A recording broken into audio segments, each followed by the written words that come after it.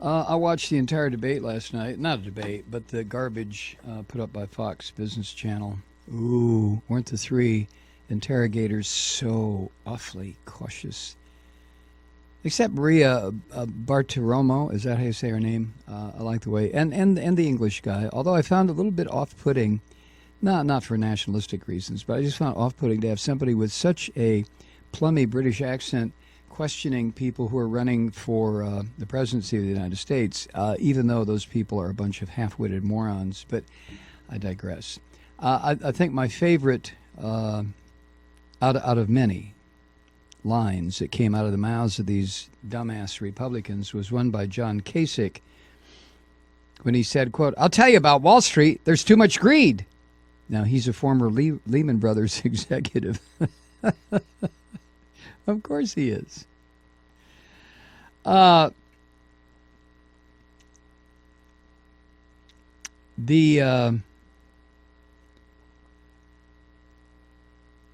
of the comments made, and thanks to Rolling Stone for this one, 23 WTF moments from the Fox Business GOP debate is the way it's titled. Marco Rubio on vocational education said welders make more money than philosophers. We need more welders than philosophers. Well, the statement's untrue. They did some fact checking. All this stuff got fact checked. And Rubio, of course, who doesn't represent the people he's supposed to because he just doesn't bother showing up and tells lies like the rest of them. He was wrong on this one. Donald Trump said about John Kasich, "I don't have to hear from this man." Donald Trump to John Kasich, "You should let Jeb speak." Jeb Bush to Donald Trump, "Thank you, Donald, for letting me speak at the debate. That's really nice of you. What a generous man you are." Marco Rubio, "It took the telephone 75 years to reach 100 million users. It took Candy Crush 1 year to reach 100 million users." Now, this is supposed to be where these half-wits and morons are supposed to be showing the American public why they should be elected president of the United States. You want to hear some more? Well, it doesn't matter whether you do or not. I'm going to keep doing it. Ted Cruz talking about Medicare. "My mom is here, so I don't think we should be pushing any grannies off any cliffs." Carly Fiorina, "The secret sauce of America is innovation and entrepreneurship." Something about that statement, and watching her as she said it, I just got the cold shivers. I mean, when I listen to her, I get the same kind of queasy feeling I get from watching Ted Cruz. They could be brother and sister. I swear they could. There is something very off-putting, and I don't care how this sounds. I really don't care. There's something very off-putting about both of their faces. In that one regard, I guess Donald Trump, did he make some statement about how people, how Carly Fiorina looked or something? I'm sorry, but that's just the way it is. But Ted Cruz, I don't know what he looks like. A rat? A smiling rat? I don't know. And Carly Fiorina, it's hard to describe her, but when I hear her talking with that kind of forced executive suite manner of hers, I really do. The hairs on the back of my neck stand up. Same way when Ted Cruz talks. Now, when Marco Rubio talks, it's just sort of like, oh, sit down and shut up, pretty boy. Donald Trump is just an absolute cartoon character. Who else was up there? Kasich tried to make some sense, and a couple of times he really did. John Kasich really did. So did Jeb Bush a couple of times. But the sense they made was arguing the asininity of the statements that Trump and who else have said about deporting 11 million people. I guess Carly Fiorina is of the same mindset. Well, let's round them up and arrest him. And I mean, this is madness. This is goddamn madness. It's insanity. Ted Cruz said this: "There are more words in the IRS code than in the Bible." What the hell does that mean? Ted Cruz also said, 5 major agencies I would eliminate: the IRS, The Department of Commerce, he wasn't going to have a Rick Perry moment, trust me. The Department of Energy, the Department of Commerce, and HUD. Well, good, Ted. Who cares what you would eliminate? Rand Paul to the moderator, Gerard Baker, the British-sounding guy, after Donald Trump's China-heavy answer on the Trans-Pacific Partnership. Rand Paul said, "Hey, Gerard, we might want to point out that China is not part of this deal." What the hell does Trump know? I think Trump has definitely jumped the shark, don't you? What an ass. What a total moron this guy is. I mean, he was entertaining for a while. But you talk about a Johnny One Note or a one-trick pony. Oh, my God. What else? Ben Carson on ISIS. In order to make them look like losers, we have to destroy their caliphate. Ooh. Oh, Jesus God. Oh. And who is this? Oh, this is Donald Trump fending off an interruption from Jeb Bush. They blew up, hold it. They blew up, wait a minute, hold it. They blew up a Russian airplane. Donald Trump, again, on Wounded Warriors, he said, quote, "We should have given the oil. We should have given big chunks to the people that lost their arms, their legs, and their families, and their sons and daughters. We should have given them big chunks of oil."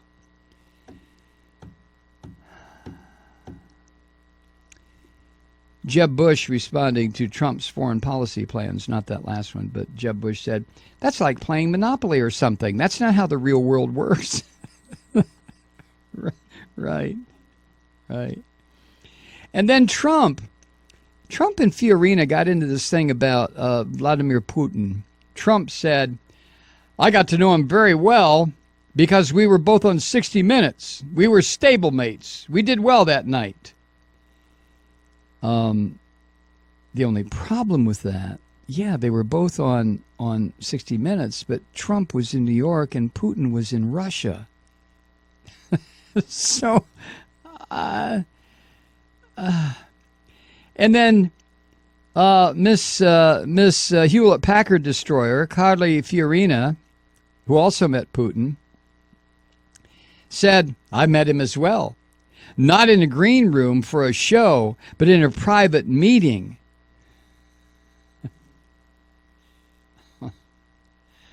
And then Marco Polo Rubio had to weigh in. "I've never met Vladimir Putin, but I know enough to know he is a gangster. He is basically an organized crime figure." Donald Trump on Carly Fiorina. Why does she keep interrupting everyone? Jeb Bush. "We shouldn't have another financial crisis." Jeb Bush attempting and then abandoning a joke. Listen to this. "I was in Washington, Iowa about 3 months ago talking about how bad Washington, D.C. is. It was, oh, never mind." Christ. Oh. Carly Fiorina on the Consumer Financial Protection Bureau, right? That makes a valiant effort to guard against fraud. Carly Fiorina says, "This is how socialism starts, ladies and gentlemen."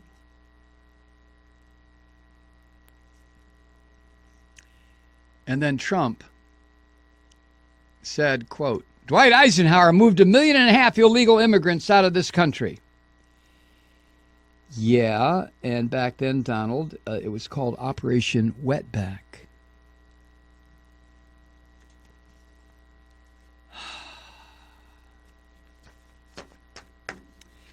Anyway, Trump's statement about, I got to know him very well, about Putin. We were both on 60 Minutes the other night. They did appear on the season premiere in September. Trump's interview was filmed in Manhattan. Putin's in Russia. And back in September, when Carly Fiorina said, "I've met Mr. Putin as well, not in a green room for a show, but in a private meeting," Well, back in September, Carly Fiorina had Tonight Show host Jimmy Fallon riveted as she recounted a story about meeting Putin in, well, you guessed it. Here's Carly. I met him in Beijing. We were in sort of a green room setting, actually. The two of us were giving a speech. Each of us were giving a speech at a major economic conference called APAC. And so the two of us were sitting sort of in a chair like this for 45 minutes before his speech and before mine.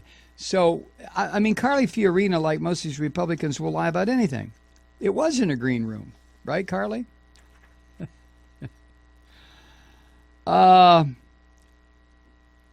Paul responded to a question about his support for Senate resolution stating human activity contributes to climate change.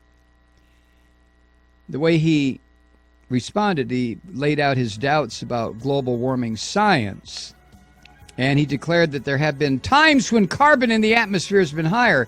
Well, yeah, he's right, but when that happened, there were no humans on Earth. The planet was populated by a whole different set of species, right, Rand? We'll be right back. And Rafael Cruz last night, to show how brilliant he is. I mean, after all, wasn't he a Yale graduate? Huh?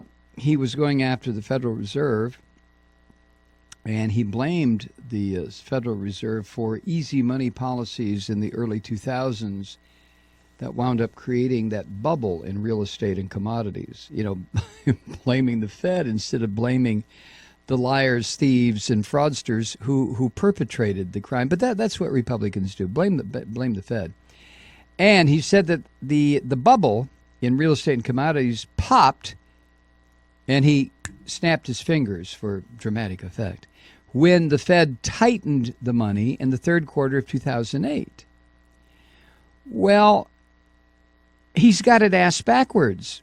What did the Fed do in 2008? It wasn't tightening money. The Fed actually cut rates repeatedly in 2008. Now, some economists have argued that those policymakers didn't cut rates fast enough, given what was going on. But tightening? But Ted Cruz is Rafael Cruz Jr. is very smart. It's his father who is a religious psychopath. Bank failures. Carly's fuzzy math on bank failures last night. Anyway, during the Dodd-Frank portion of the Republican debate, and they always do this, don't they? Carly Fiorina threw out the figure, then she was very precise. 1,590 community banks have gone out of business.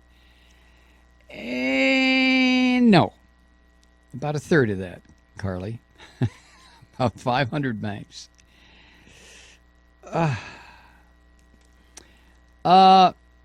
And Jeb on Dodd-Frank, this is what Jeb said, quote, "What we ought to do is raise the capital requirements so banks aren't too big to fail. Dodd-Frank has actually done the opposite, totally the opposite. Capital requirements aren't high enough." Well, Bush's statement that Dodd-Frank did the opposite is totally false. Actually, the biggest banks have doubled their Tier 1 capital under Dodd-Frank, and this year all 31 of the banks that took the Dodd-Frank Act stress test held enough capital to withstand a severe recession. So you'd think a wealthy member of a wealthy family it comes from a family that is steeped in criminal activity, you'd think, and most of it money manipulation of one form or another, you'd think he would know that the capital requirements in Dodd-Frank are just reverse of what he's saying. But he knows his audience. So,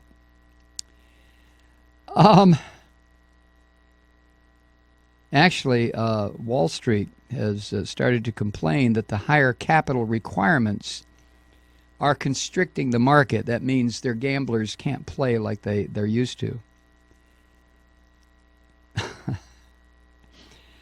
Trump. Trump declared, quote, the U.S. loses with everybody on trade before singling out a $500 billion imbalance with China, $75 billion a year imbalance with Japan. And by the way, Mexico, $50 billion a year imbalance. He's a bit off there. The United States' largest trade deficit in the world is indeed with China. But the highest that imbalance has gotten in recent years is $300 billion, about 60% of what the Trumpster said, according to U.S. Census data. As for U.S.-Japan trade relationship, the numbers have been all over the map. The most recent figures from 2014 were a $67 billion deficit in 2011, $60 billion in 2010, and down to $45 billion in 2009. Not quite $75 billion, eh, Donald? Trump does get some props on the Mexico trade imbalance, though here he actually understated the U.S. deficit. It was $53 billion, not $50 billion. And then Rand Paul was talking about states led by Democratic administrations or cities run by Democrats are more unequal. Here's what he said. Inequality seems to be worse in cities run by Democrats, states run by Democrats, and countries run by Democrats.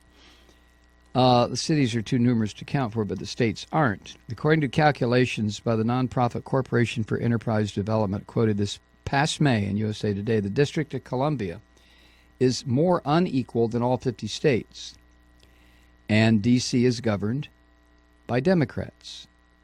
But second place, well, actually it's governed by the Congress, but never mind. Second place, and the most unequal state is Louisiana, where the governor there, Piyush Jindal, is trying to convince people he's going to be a Republican nominee for president. Third and fourth place belong to New York and Massachusetts. Fifth and sixth were Mississippi and Alabama. We could go on and on here, couldn't we? But it raises the question, why bother? It's just nonsense. Total nonsense. But if you'll notice, I know it's difficult to watch these Republican circle jerks, but if you can do it the next time, I want you to pay attention to something that I focus on to the point where I have to turn it off eventually. These rat bastards never, unlike, I'm not endorsing her, but unlike Hillary Clinton and Bernie Sanders, both of whom answer questions, when the Republicans are asked questions, you get no answers. You get boilerplate rhetoric that it has been around for longer than, I don't know, ever since the corruption of the political system in this country.